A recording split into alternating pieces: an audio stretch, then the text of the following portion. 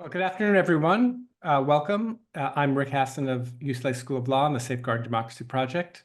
I want to welcome you to the last in our spring series of webinars and events entitled Partisan Primaries, Polarization, and the Risks of Extremism. I believe this is the fifth event we've had this semester. You can find recordings of other events at our website, which is safeguardingdemocracyproject.org. And we'll be back in August with a new series of both live events and webinars. And you can sign up on the Safeguarding Democracy Project webpage if you want to get updates about our upcoming events, as well as you'll get recordings of all of our past events after they're done. Today, we are going to explore the question of the relationship between various kinds of election reforms and questions of political polarization and extremism. We've got a really fantastic group of panelists today, and I'll give you very brief introductions.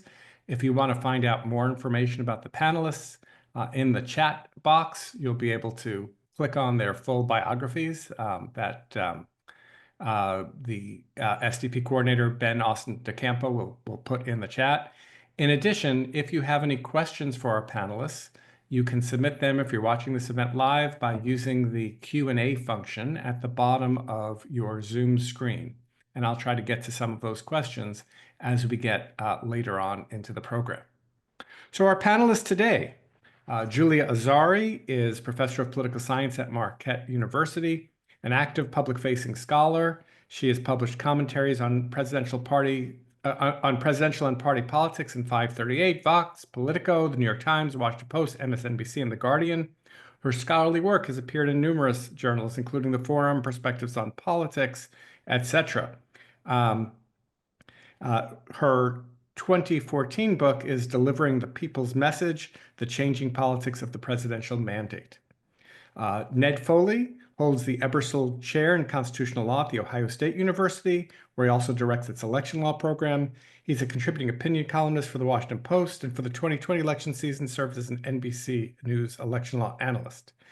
His most current book, Presidential Elections and Majority Rule, was published by Oxford University Press in 2020. And this year, I believe he is a fellow at Princeton.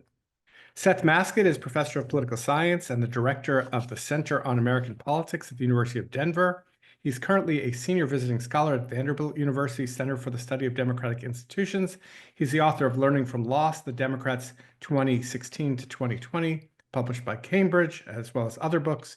He's currently working on a book project examining the Republican Party's interpretations of the 2024 elections and its preparations for 2024. And Rick Pildes is a professor of law at NYU Law School, one of the nation's leading scholars of constitutional law and a specialist in legal issues concerning democracy. Former clerk to Justice Thurgood Marshall, he's been elected to the American Academy of Arts and Sciences and the American Law Institute. He's been a Guggenheim Fellow and a Carnegie Scholar. He's the author of dozens of articles, and his acclaimed casebook, The Law of Democracy, helped create an entirely new field of study in law schools. Welcome to you all. Thank you for joining us. Really glad to have you. So let me start by asking first Rick Pildes to address the question, what is the relationship, if any, between various kinds of election reforms, such as forms of top two primaries or ranked choice voting? What's the relationship between election reforms and polarization and the risks of extremism? How do these things, if at all, fit together? Rick. Thanks very much, Rick, for having me, and I'm honored to be on the panel with the other people who are gathered here. I think first it's important to recognize a kind of critical starting point in these discussions is that the mass public is not as ideologically polarized on policy issues as are members of Congress or more partisan activists. There are many empirical studies that conclude that a majority of Americans who are not political activists still share many policy beliefs, including on issues such as gun rights, immigration, even abortion, or how to teach American history. There's some ongoing debate about this, but I think this finding is pretty well established. But at the same time, we know that members of Congress are more polarized than at any time since at least the late 19th century. And we're all aware of the pernicious effects of the hyperpolarization of the political process in Congress. It leads many members of Congress to view the other side as enemies rather than those with differing policy views. It makes Congress more dysfunctional and unable to deliver on major issues because our structure requires bipartisan compromise in most contexts, given bicameralism and the separation of powers and the filibuster. But polarization in Congress makes all of that, overcoming all of that, exceedingly difficult. And so if citizens are much less ideologically polarized than members of Congress, it raises the question whether there's anything or many things in the way we structure our election process that creates a situation in which people who run for office, people who are selected, who are winning under these current structures, that makes them more polarized than the mass public is. And I think there are a number of institutional features in the way our political process is structured that do accentuate the polarization among people who run and are elected. And I'll tick off several of them here, but I'll actually talk primarily about the issue of primary elections. But number one, I would say primary elections contribute to the polarization of Congress in ways I'll discuss more in a minute. The kind of voting rules we use also contribute to polarization or extremism. I think the way we finance our elections, privately financed elections, individual donors to elections, small donors and large donors, both are much more ideologically polarized than the mass public is. Fourth, I would mention here the way we do redistricting. So there's been a lot of emphasis on trying to ensure partisanly fair districts, but I think we've neglected the importance of competitive districts and helping to push people towards the center of the electorate to make it more responsive. Those are just some things I would tick off. But to drill down on the main topic for today on primary elections. We know the turnout in primary elections is extremely low, about 1/3 of turnout in the general election. We know that primary electorates are not representative of the general electorate in various respects. And we know that most legislators today, especially in the House, are in safe seats. So they know that their only real threat to office holding comes from the primaries.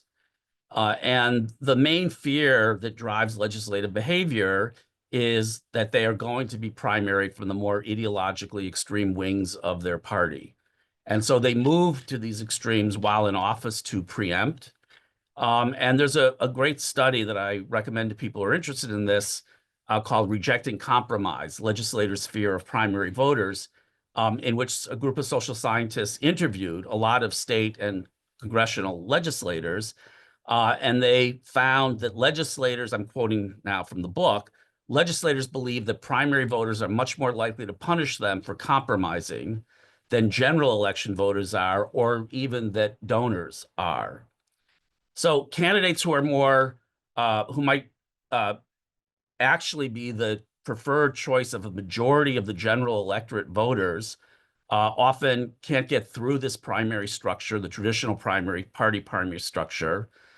Candidates won't run when they know that even though they might have the broadest appeal in the general electorate, they can't get through the primary process.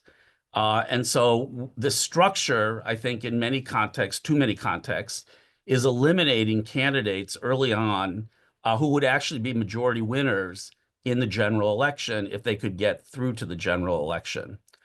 So if I could make one reform to our system to deal with the extremism in the politics of the moment that I think is relatively practical, one could imagine this reform happening, it would be to adopt what Alaska voters chose to adopt, which is what's called the top four primary structure, or a unified primary, or an all-candidate primary, in which there's only a single primary, there's no party primary. All candidates run in that single primary. They can identify themselves on the ballot the way they want to. The top four candidates then go on to the general election, And then in the general election, because there are 4 candidates running, we use some form of ranked choice voting for voters to rank those candidates in order of preference. And the idea behind this structure, which has worked exactly as it was anticipated to work by reformers in the couple of elections we've had in Alaska under this system, the idea is anybody who has 25% support will be able to get through to the general election. So you're not prematurely eliminating candidates who might have broad appeal. And then in the general election with ranked choice voting, it's the candidate who has the broadest support who's going to prevail. And so there have now been, studies done of how the system has worked both for the federal elections and for the state elections in Alaska.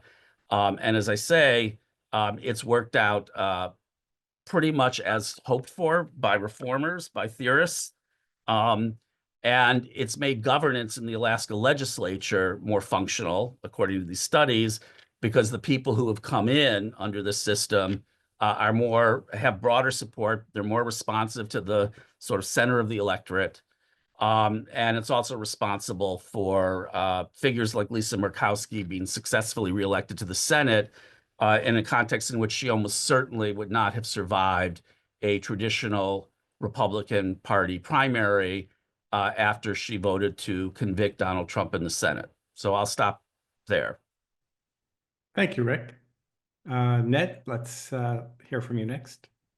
Great, thanks. And I'll pick up where Rick left off. First of all, I don't think we can overstate the urgency of the current situation. The current challenge to our Madisonian democracy, our Madisonian system of separation of powers and checks and balances, is under a threat like it's never been before.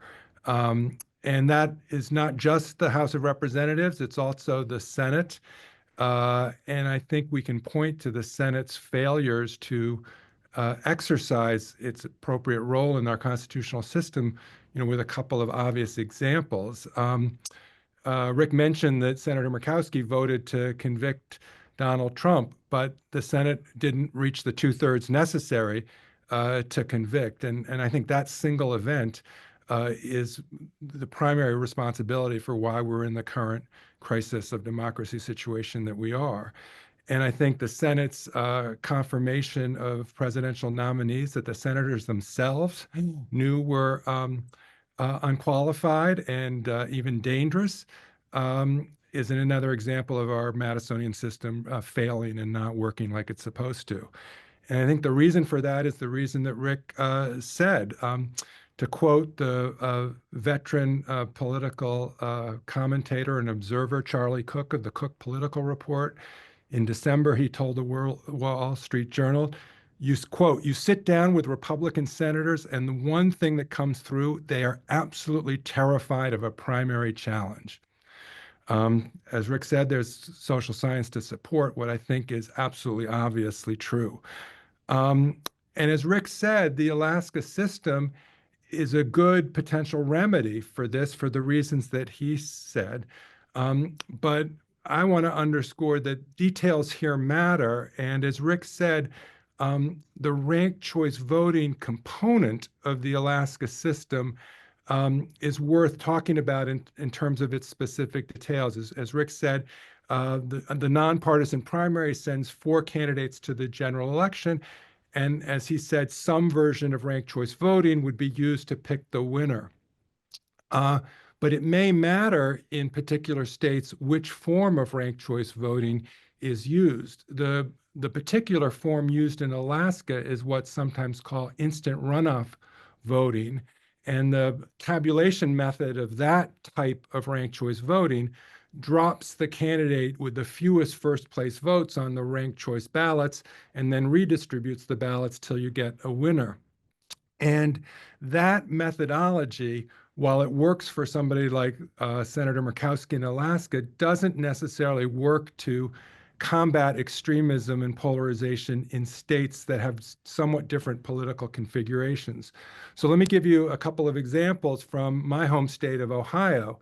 Both the U.S. Senate race in Ohio in 2022, and then the U.S. Senate race in Ohio from just last fall, 2024.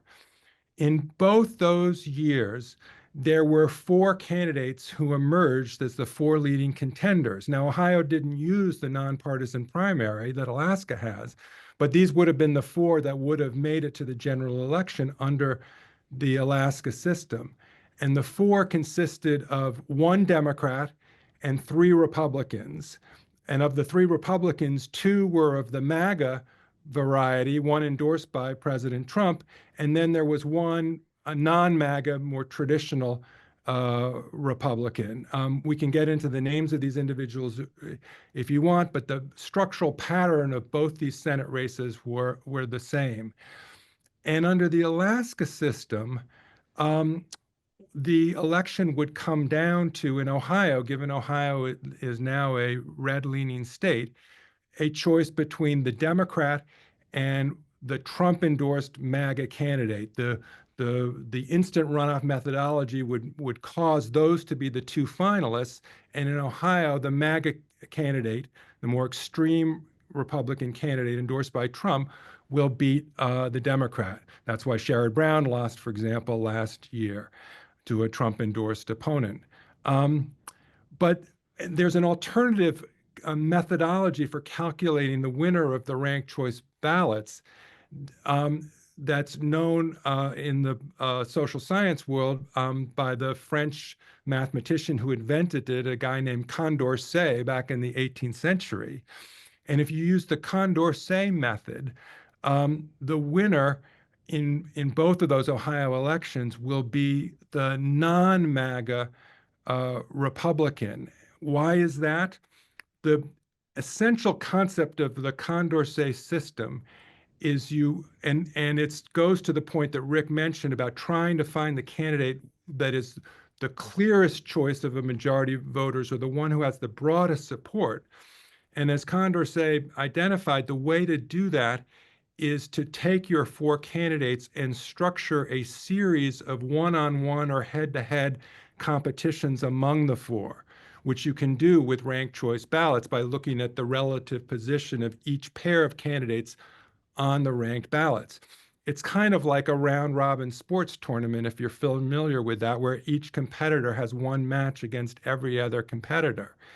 And by structuring the electoral process that way, you can identify the candidate who is preferred by a majority of voters against each of the opponents, again, one-on-one or head-to-head.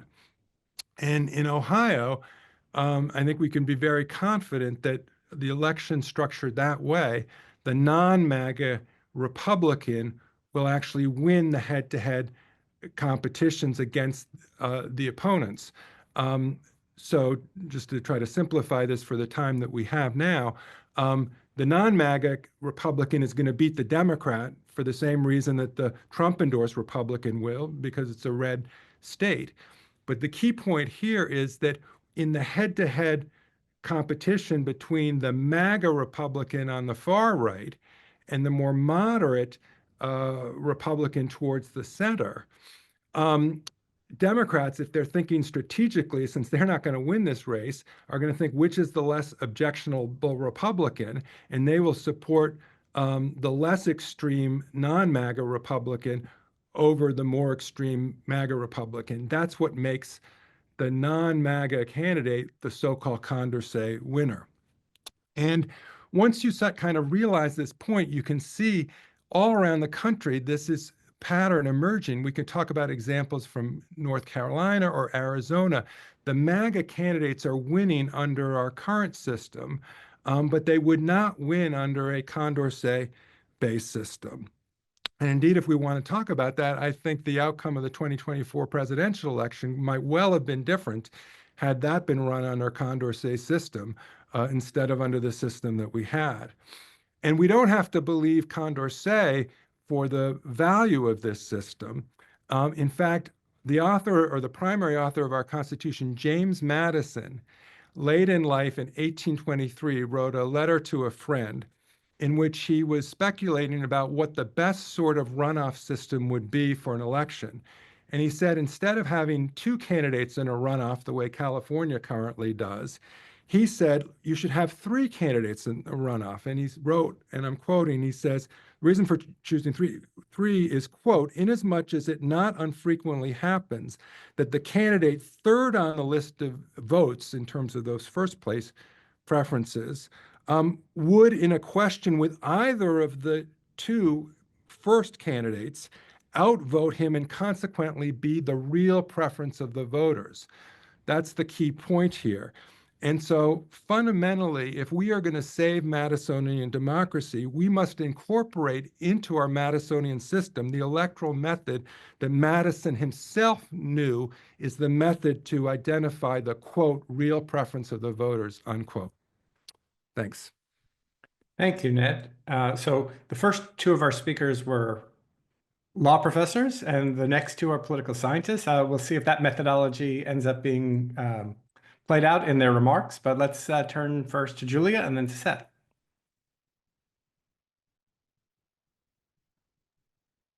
Yeah, thank you so much, Rick. Thank you so much for inviting me to this panel. When Rick invited me to this panel, I made it clear that I would challenge the premise of the question about institutions and extremism and generally be a giant pain. So here's that. I want to actually start out by situating this in the fact that for the last 17 years, I've lived in Wisconsin, where we don't have some of the ranked choice and top four, those type of primaries. We do have a number of the institutions and situations that people associate with good democracy. We have wide open primaries.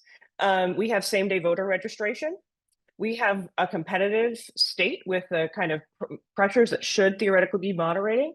And our politics are exhausting and terrible. And it really hasn't produced a reliable set of statewide moderate candidates. We have a pretty moderate Democratic governor, but we have the most divided Senate delegation, Tammy Baldwin and Ron Johnson, probably than we've ever had. And we're constantly bombarded with ads and everybody hates it.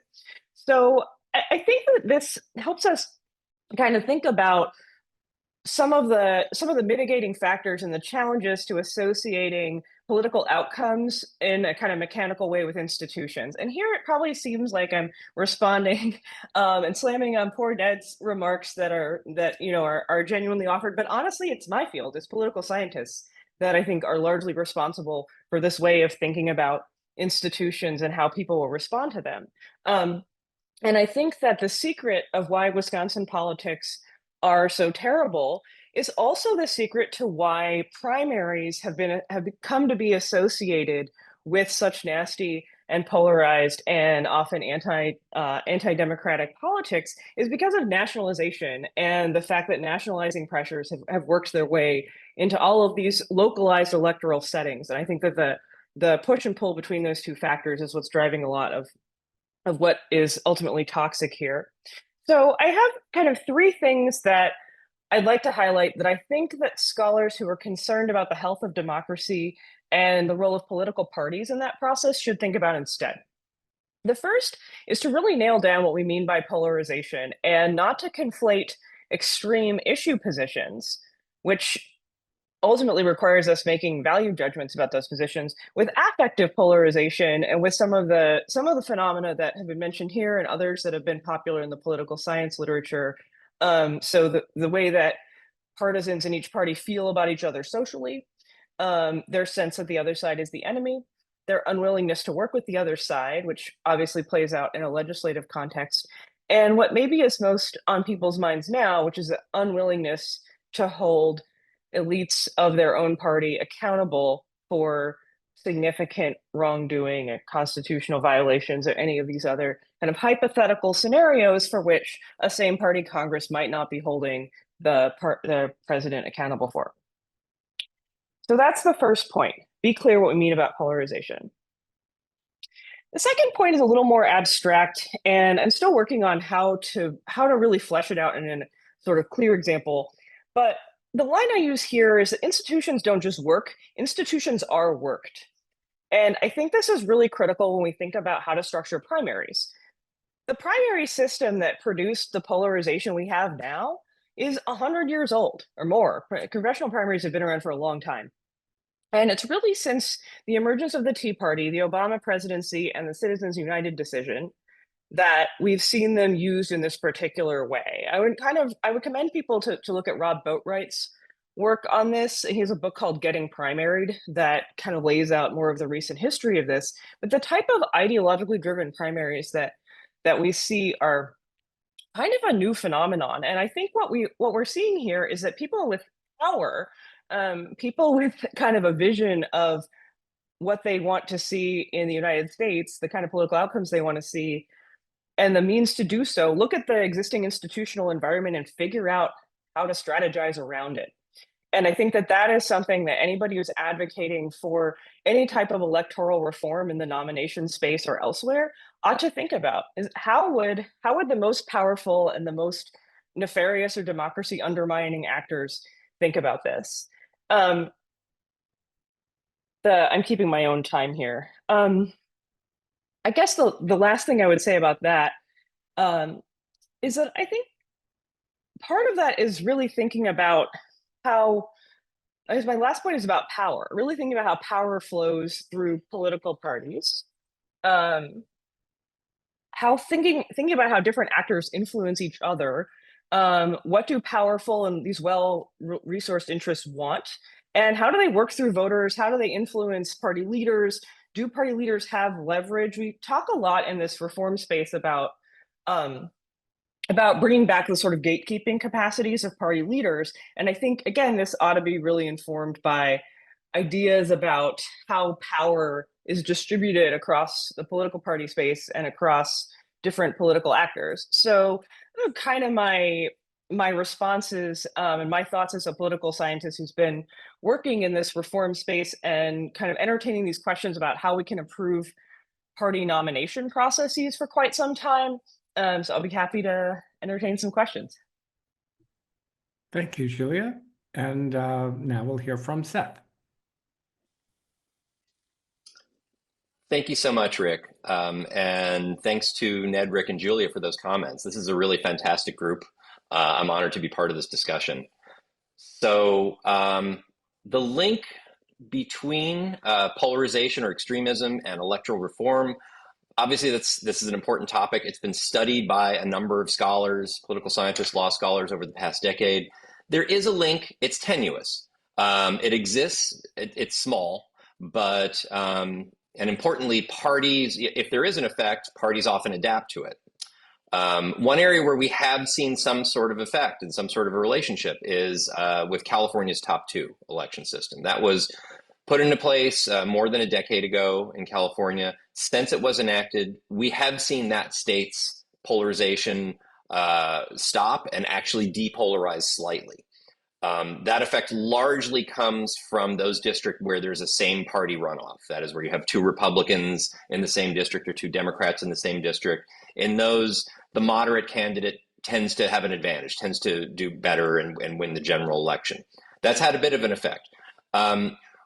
As far as I know, scholarship has not been able to pick up a similar effect in other states with top two, such as Washington or Louisiana. Possible effect in Alaska. It's still a pretty new system and difficult to ascertain over the years. One thing I would encourage people to check out is a recent book by a political scientist, Michael Cowburn, who's based in Germany, but has done a lot of studies on the U.S. political system. His new book is called Party Transformation in Congressional Primaries, in which he compiles a great deal of evidence from a lot of different directions and finds this important rise in the number of what he calls ideological primaries, in factional primaries, but also finds that primary voters are not really the source of this polarization. That is, they're not really the reason that we see more extreme candidates get nominated. A lot of the reforms we tend to talk about are designed to bring independence, to bring more moderate voices into primary elections. Yet it's not necessarily the voter extremism that's producing office holder extremism. Rather, that extremism is going on within the party organizations themselves, where you have different groups within the parties, different factions providing advantages to more extreme candidates and not really advantaging more moderate candidates. Currently within the Republican Party, for example, Donald Trump's endorsement gives an enormous advantage to one candidate. I was part of a study we did of the 2022 Republican Senate and gubernatorial primaries across that summer, and across a lot of different election types over different states. And for the most part, we found a pretty consistent effect where Trump's endorsement was worth about 15 points. That is, if you had a field of candidates, if he endorses one of them, that candidate tends to do about 15 points better than the other candidates. That's an absurdly large effect, one that we rarely associate with any one single endorser out there. And that's not really going to be influenced or changed much by institutional design. I would say some of this discussion is also related to research that political scientist Danielle Thompson has done, showing that moderates are really disincentivized to run, that they just don't run much these days. Another reform we've talked about, ranked choice voting, is interesting. And there's a lot of localities, some states and some cities that have been experimenting with it over the years. RCV by itself is not likely to be very effective. I mean, we see it obviously in concert with some other reforms in Alaska, for example, with the top four system. It is something that parties can adapt to. A style of reform we've sometimes, at least been discussed, is combining RCV with multi-member districts in state legislatures. So you could have like one region of a state with like 5 or 10 legislators from that region that are elected on at large within that district. That in combination with RCV can actually produce something like new political parties. You can actually end up with a multi-party system, at least at the local level. That's potentially interesting. That potentially creates a situation where it doesn't necessarily depolarize the existing parties, but it does lower the temperature a little bit. It allows the parties to seek some creative compromises in reaching a majority. It makes it a little less dire when one party as opposed to the other party wins. And that can simply make for more functional government. But I think generally, we're in this conversation, we're kind of in a difficult area of trying to moderate an institution from the outside that doesn't necessarily want to be moderated. Thanks for the opportunity to share those comments. Thanks. Before I turn to more questions, I want to give the panelists a chance to respond to each other. And I know, Ned, you had some thoughts that you wanted to share. Yeah, thanks. I do wonder whether this is because the law professors are a different discipline from the political scientists, but I think we're talking past each other or we're not responding to each other. And in particular, Seth, I was sort of aghast when you said that institutional reform wouldn't help the situation where the Trump endorsement has the effect that it has. I mean, it seems to me, I just don't understand. I mean, think about Cassidy in Louisiana. You mentioned, Louisiana used to have a nonpartisan top two system. Now they switch back to the more conventional partisan primary. You can see Senator Cassidy squirming on the hook as a result of the change in institutions, right? I mean, he was willing to convict Trump and be a more moderate person under a different system. He did not want to confirm RFK Jr., who he thought was irresponsible and too extreme, but he knows he faces the threat of a primary from the right, from a Trump-endorsed opponent, and that has a huge effect because it's a different institution. Likewise, look at Texas and Ken Paxton now jumping in the race. Trump hasn't endorsed, but the dynamics of the current senator versus Paxton is going to be dependent upon trying to seek that endorsement, move to the right. If it was the nonpartisan system like Alaska has, and particularly if it was a Condorcet-based system, you have entirely different incentive effects. I mean, think about Joni Ernst in Iowa. If Iowa had a Condorcet-based system, she wouldn't have to think about whether or not she could oppose Pete Hegseth or not. So I just don't understand why we're kind of not on the same wavelength on this.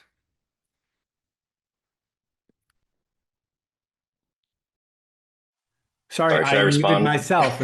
It wouldn't be a webinar without someone screwing that up, but usually it's not the moderator. I said I want to give Seth a chance to respond to Ned, but I want to come to Julia first because she had her hand up and put herself in the queue. So let's go back to Julia.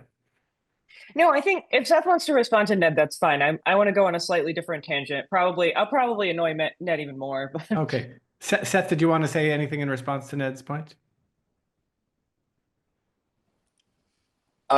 Sure. And I don't think there's zero effect of institutional design, but basically those who voted to convict or impeach Donald Trump across a lot of different electoral systems across the country, almost all of them are out of politics now. And that is just simply, Donald Trump is this coordinating effect across a lot of different systems that simply makes him very hard to oppose within the current political system. I understand the pressures on Cassidy in particular can change somewhat depending on the system that he's in, but even other states that did not change, you still saw people who had originally voted to convict him, then found themselves squirming, and a lot of them are out of office now.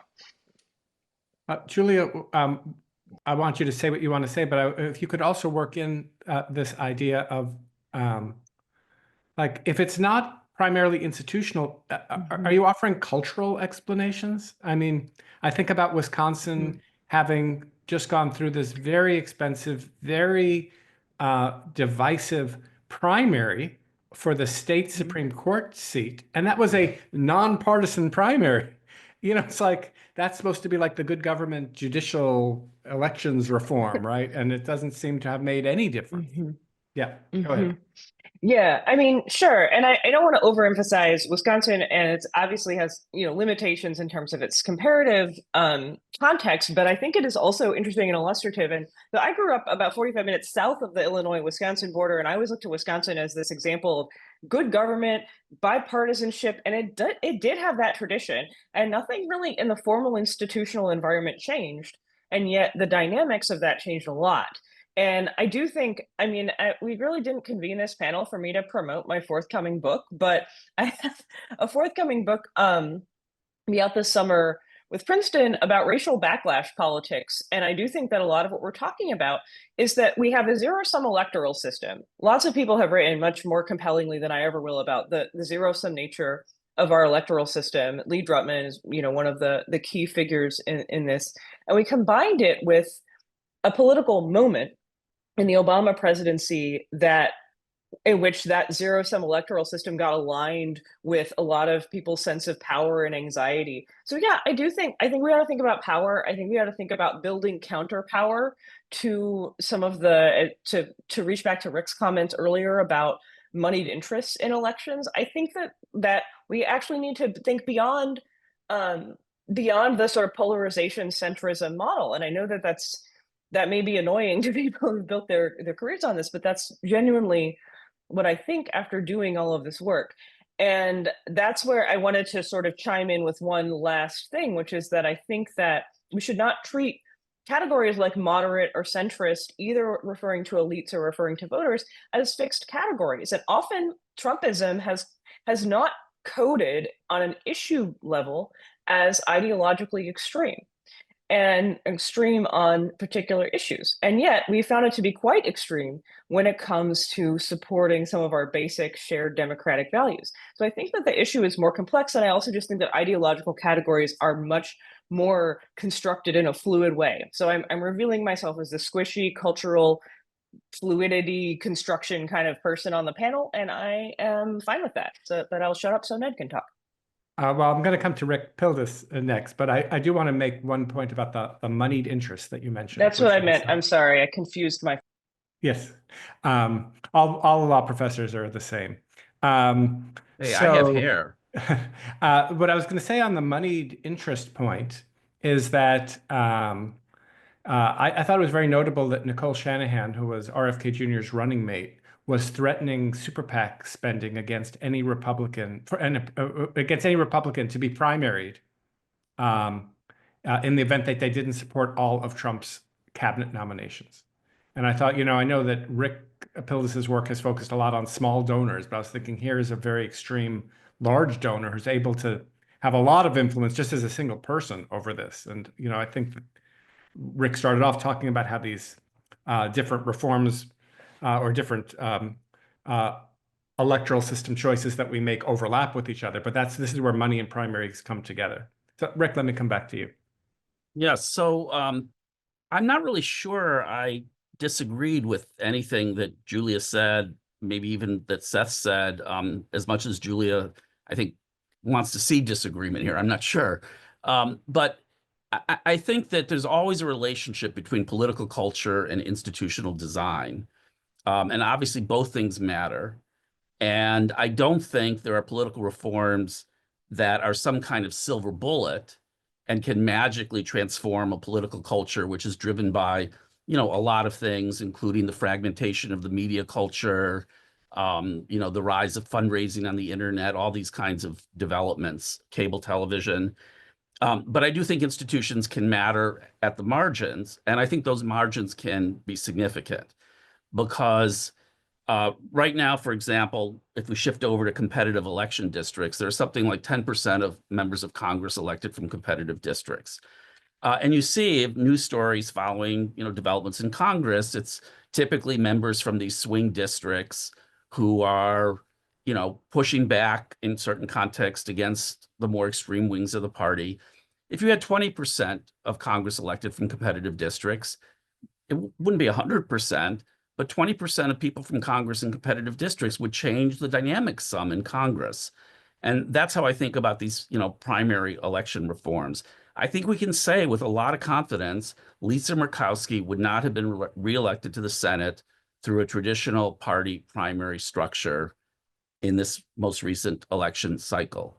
And Lisa Murkowski is a different kind of senator than the person who would have been elected in a traditional party primary, assuming the Republican got elected from Alaska, which is a fair assumption. So if you had, 10 Lisa Murkowskis in Congress, would the Senate be different? Yes, I think the Senate would be different. It's the other thing I want to emphasize is because these 2 points I think often get confused in these discussions. So these institutional reforms that Ned and I, in particular, are supportive of, they're not designed to elect moderates or centrists kind of by design. They're designed to enable the majority of the general election voters to elect their preferred candidate. Now, if you have an electorate that's very extreme one way or the other, that candidate is going to be extreme ideologically because that's majority rule or majority choice. But there's good reason to believe in a lot of contexts, we have electorates, a majority of whom are more centrist and whose candidates are not able to get through the traditional party primary process. And so I think at the margins, these institutional reforms can hopefully make a difference. And it's a difference that's enough that it would have some effects on our political culture because the kind of people who are elected then shape the political culture also. And a lot of voters or a lot of citizens take their cues from political elites. And so the kind of people who go into office are not just important in terms of what they do as far as governance goes, but what signals they send to people about how views to take, how to behave, how to treat opponents, and the like. And so that's why I think institutional design, is worth pursuing, even though I agree with pretty much everything Julia said about all these other dimensions that you have to think about. Before I come to Ned, who's got his hand raised, I want to come back to Seth, and I want to ask about the Trump factor, and specifically about kind of pulling off of what Rick was just saying about, like, is this an elite problem or is this just the preferences of the majority of the public? To what extent is Trump a unique figure in terms of pulling the Republican Party in a particular direction? And what would politics look like if and when Trump is no longer on the scene? I'm not asking you to use a crystal ball and predict in the future, but do we have any leverage to be able to know if this is just like a more extreme case of elites leading the masses, or it's something sui generis? Yeah, obviously that's an important but very tricky question.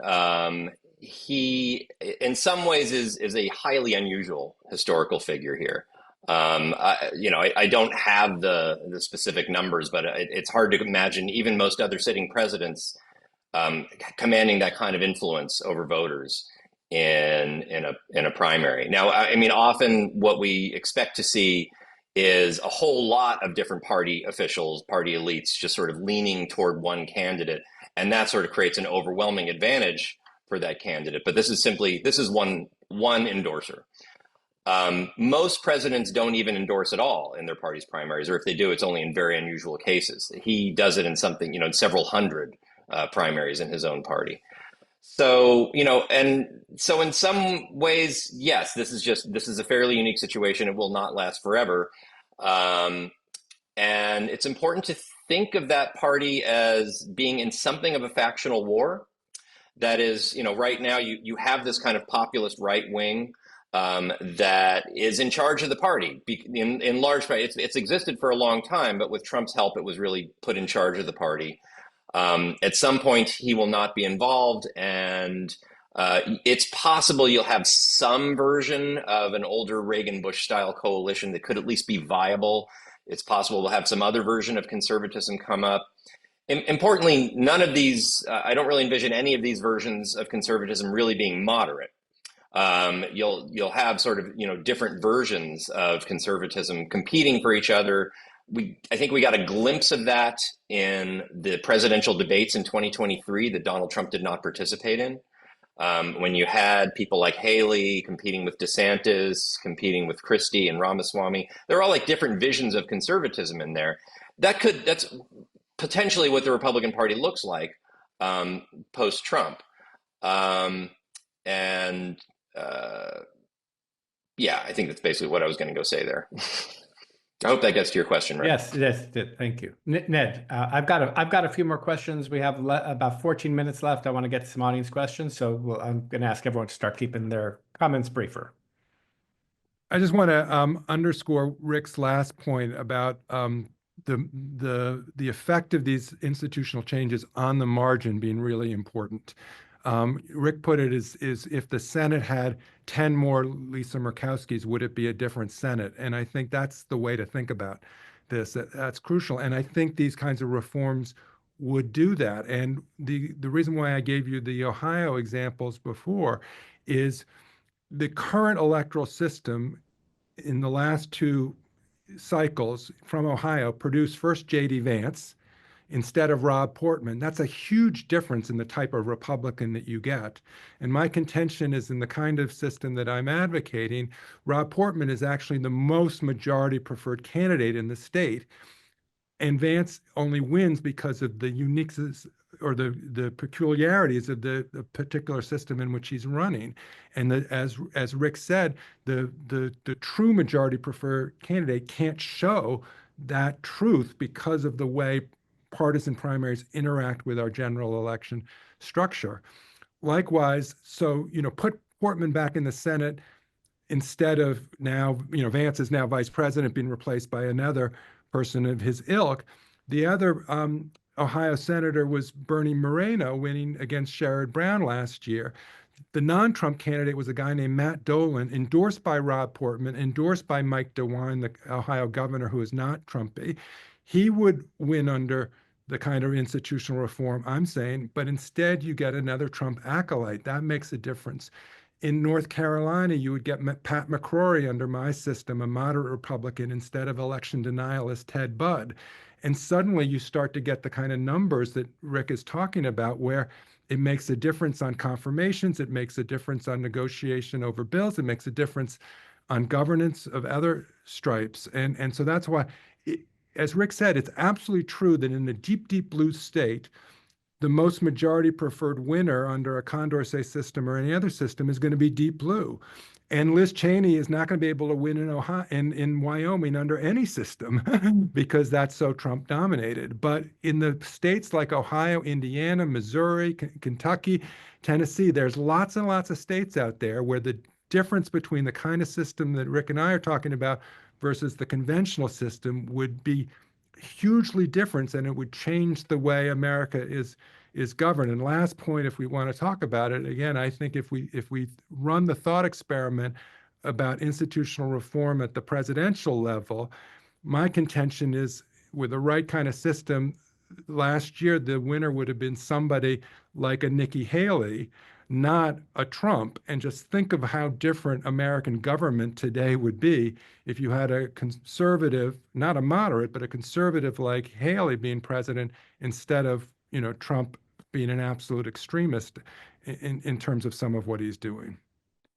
All right, we have a little bit of time left. I want to turn to a question I've been thinking about, but also one that one of our viewers asked.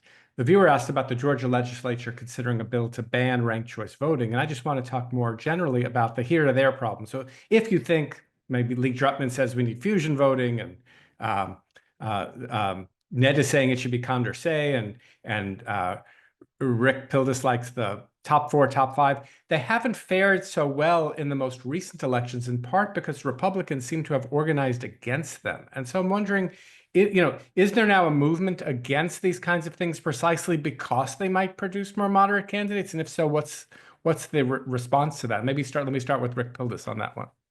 Yes. So on a number of political reforms, including ones we haven't discussed here, the political parties, both parties, tend to resist the reforms. They don't like things that are going to reduce their control to the extent they have control these days over parts of the process. And so in Nevada, for example, voters voted once to adopt a top 5 primary structure there. They had to approve it a second time before it took effect. And the Democratic Party, and maybe the Republican Party, I don't know, but I do know the Democratic Party there worked very hard to defeat the top 5 structure there. So that's definitely always been a problem for political reform. That's why a lot of political reforms actually come through the direct democracy process, so you don't have to go through a state legislature. But even in direct democracy, the parties will fight back against some of these reforms. The Republican Party has also come to the view, which I don't think sort of bears like the evidence, that ranked choice voting is hostile to their interests. And I think that's just because a couple of the high-profile races under ranked choice voting early on didn't come out the way they wanted. But there's no inherent reason that ranked choice voting should benefit one party or the other. And in fact, to the extent the Republican Party is more internally divided, I don't know if that's true, but let's assume it's true, ranked choice voting would help a party that's more internally divided. But this is a serious obstacle. There's no question. Political reform is difficult. Certainly not going to happen at the national level. It has to happen at the state level if it's going to happen at all. Anyone else want to weigh in on this question? If not, then let me Seth, go ahead. Just very quickly, I agree with what Rick said there. I was at a conference last year that included a number of people who were organizing some of those reforms that were on the ballot last fall, most of which didn't do that great. But the organizers were pretty explicit that this was about a factional struggle within the Republican Party, that in conservative states like Idaho, they were pushing reforms to very explicitly to give Republicans some insulation from a Trump effect. And so it's clear that in some ways it's become a partisan thing where it's mostly Democratic places that are pushing for reforms, but also even within the GOP, it's seen as clearly part of a factional struggle. Can I just quickly say something about this, though? So the Virginia GOP decided to use ranked choice voting to choose its nominees in the last governor's race, precisely because they wanted a candidate they thought would be more electable in the general election, which was Glenn Youngkin, and they were right. So there are contexts in which the Republican Party, not even state legislatures, has recognized ranked choice voting might be in its interest. So that suggests it's not completely kind of a blue-red issue, and I don't think there's any inherent reason it ought to be.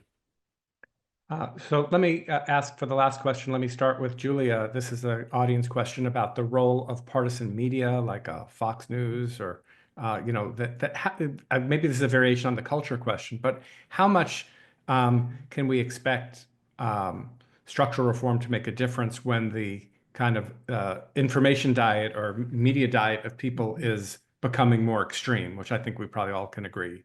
For people seeking more extreme content, they're finding it.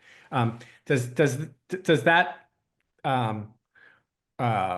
overtake any kind of legalistic kind of change when we think about these kinds of efforts to try to combat extremism? Yeah, I mean, I think it's hard to sort of tease out all these different impacts. And I certainly take the point that some of these reforms that are being proposed might help on the margins, and that might make a difference. When I think about partisan media, I not only think about its direct content, but also going back to the sort of nationalization piece of the story. And this is where I guess my final kind of thought on this is that a lot of our efforts to think about how we would improve democracy might be better spent focusing on kind of building up power at the local level. And this is where I'm really concerned, I think, about the amount of energy that's still gone into electoral reforms. I think ranked choice voting is a good example of this, where a lot of energy has gone into implementing ranked choice voting, and I think the payoff has been fairly minimal. And I think people who are much more enthused about ranked choice voting 5 years ago than I ever was have conceded that. And that's where I think, as we're thinking about reform, we got to also be thinking about what kinds of reforms might allow local media to flourish, what kinds of reforms, including possibly electoral reform. And as if we had another hour, I could ask Ned and Rick what they may have come up with about this, about whether electoral reforms help to refocus elections on more district level issues, whatever the scope of that district may be, because I think that may be the answer to what looks like moderating our politics, is sort of taking down the national tone. And that's, if I can recommend a little bit more reading, Danny Schlossman and Sam Rosenfeld have written some nice essays about that in a series of blog posts at the Niskanen Center and elsewhere. And so I think that's really where I would want to kind of push this discussion, and that's where I think the partisan media fits in. So denationalizing our elections. All right, we have time if anyone would like to make any final concluding remark or response. Can I'll build on Julia's comment. If you want to denationalize our elections, one direction to think about is the campaign finance system, because a big driver of the nationalization of elections is not just the media, but the way money flows in elections. And money tends to come on the Democratic side from the coasts and maybe Chicago, and on the Republican side from places like Texas. And how do you change that? It would be public financing of state elections, so that candidates would not be as dependent on outside money, and that would make them more responsive, hopefully, to their district constituents. Ned, I'll give you the very last word. Going back to your how do we get from here to there, what I would say is, if we're going to save and improve American democracy, given the current threats, we have to build a broad coalition that includes the left and the center and even conservatives who are not the authoritarian extremes. And if you can build that coalition and have that coalition coalesce around some reforms, that will reflect a true majority preference. Right now, that genuine majority is sort of divided, as Rick said, where you've got the Democratic Party opposing reform in Nevada. We need to see that small d democracy must be the first value. And then we have to figure out how to sustain that value through various kinds of reforms. And unfortunately, I don't think we've yet built that broad enough coalition to do that work yet. And so I would focus on the need to do that. Well, this has given me a lot to think about. I appreciate it. It was a very fruitful and productive discussion. So let me thank Julia Azari, Ned Foley, Seth Masket, and Rick Pildes. I'm Rick Hasen. We'll see you again in August. Take care. Thank you, everyone.